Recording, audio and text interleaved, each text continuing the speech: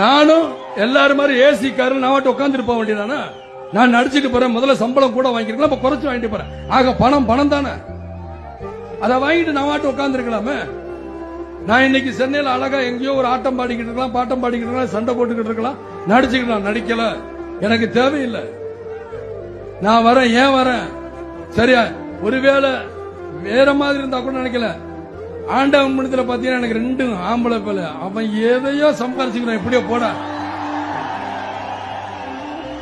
என்ன கேட்டாங்க, என்னப்பா நீ மாநாடு நடத்துறியே, உன்னை ஏதாவது பண்ணுவாங்களே அப்படின்னு.